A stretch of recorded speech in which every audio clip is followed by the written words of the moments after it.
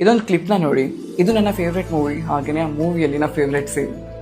ನಾವು ಬದುಕ್ತಿರೋ ಬದುಕು ಎಷ್ಟೋ ಜನರ ಕನಸು, ಇರೋದ್ರಲ್ಲ ತೃಪ್ತಿಯಾಗಿರ್ಬೇಕು ಚಿಕ್ಕ. ನಾವು ಬದುಕ್ತಿರೋ ಬದುಕು ಎಷ್ಟೋ ಜನರು ಕನಸು, ಅಂಡ್ ನಾವು ಇರೋದ್ರಲ್ಲಿ ತೃಪ್ತಿಯಾಗಿರ್ಬೇಕು.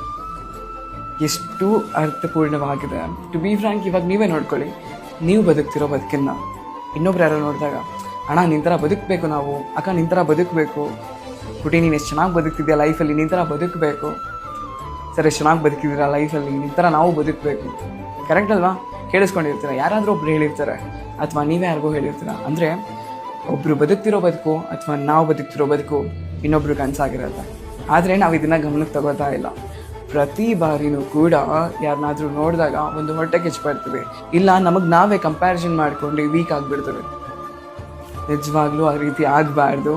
ಬಿಕಾಸ್ ನಾವು ಬದುಕ್ತಿರೋ ಬದುಕು ದೇವ್ರು ಕೊಟ್ಟಂಥ ವರ, ಆ್ಯಂಡ್ ಇನ್ನೊಬ್ರಿಗೆ ಆ ವರ ಸಿಕ್ಕಿರೋದಿಲ್ಲ. ಸೊ ಫಸ್ಟು ಇರೋದು ಖುಷಿ ಪಡೋಣ, ತೃಪ್ತಿಯಾಗಿರೋಣ, ಅದಾದಮೇಲೆ ದೇವ್ರು ಇನ್ನಷ್ಟು ಕೊಡ್ತಾನೆ. ಸೊ ಮೋರ್ ಓವರ್ ನಾವು ಸೋಲೋದಲ್ಲಿ ಅಂದರೆ ನಮ್ಮನ್ನು ನಾವು ಗುರ್ತಿಡ್ಕೊಳ್ಳೋದಿಲ್ಲ, ನಮ್ಮನ್ನು ನಾವು ಕಂಡುಕೊಳ್ಳೋದಿಲ್ಲ, ನಾವು ಬದುಕ್ತಿರೋ ಬದುಕಿಗೆ ನಾವು ವ್ಯಾಲ್ಯೂನೇ ಮಾಡೋದಿಲ್ಲ. ಸೀರಿಯಸ್ಲಿ ಇದು ಬದಲಾದಾಗ ಎಲ್ಲನೂ ಕೂಡ ಬದಲಾಗುತ್ತೆ. ಸೊ ಇದು ನನ್ನ ಫೇವ್ರೇಟ್ ಮೂವಿ ಮತ್ತು ನನ್ನ ಫೇವ್ರೇಟ್ ಸೀನ್. ನಿಮ್ಮದು ಯಾವುದು ಫೇವ್ರೇಟ್ ಮೂವಿ, ಜೊತೆಗೆ ಯಾವ ಫೇವ್ರೇಟ್ ಸೀನ್ ಅಂತ ಕಮೆಂಟ್ ಮಾಡಿ, ಜೊತೆಗೆ ಈ ವಿಡಿಯೋನ ಶೇರ್ ಮಾಡಿ. ಆದಷ್ಟು ಜನಕ್ಕೆ ಇದು ಹೆಲ್ಪ್ ಆಗುತ್ತೆ. ಜೊತೆಗೆ ಫಾಲೋ ಮಾಡೋದನ್ನು ಮರಿಬೇಡಿ. ಆ್ಯಂಡ್ ಫಾಲೋ ಮಾಡೋದಕ್ಕೆ ಹೇಳಿ, ಬಿಕಾಸ್ ಈ ಪೇಜ್ನ ಫಾಲೋ ಮಾಡಿದರೆ ನಿಮಗೆ ಗೊತ್ತಿಲ್ಲದಿರೋ ರೀತಿನೇ ನೀವು ಬದಲಾಗ್ತಾ ಹೋಗ್ತೀರಾ. ಪ್ರತಿದಿನ ಕೂಡ ನಿಮ್ಮ ಮನಸ್ಸು ಖುಷಿ ಆಗುತ್ತೆ, ಪ್ರತಿದಿನ ಕೂಡ ನಿಮ್ಮ ಬದುಕು ಬದಲಾಗ್ತಾನೆ ಹೋಗುತ್ತೆ. ಸೊ ಫಾಲೋ ಮಾಡಿ, ಫಾಲೋ ಮಾಡೋದಕ್ಕೆ ಹೇಳಿ, ಜೊತೆಲಿರಿ, ಜೊತೆಲೇ ಗೆಲ್ಲೋಣ.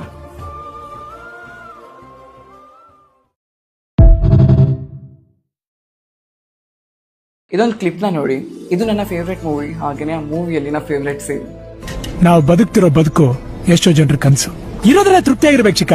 ನಾವು ಬದುಕ್ತಿರೋ ಬದುಕು ಎಷ್ಟೋ ಜನರು ಕನಸು, ಆ್ಯಂಡ್ ನಾವು ಇರೋದ್ರಲ್ಲಿ ತೃಪ್ತಿಯಾಗಿರ್ಬೇಕು. ಎಷ್ಟು ಅರ್ಥಪೂರ್ಣವಾಗಿದೆ.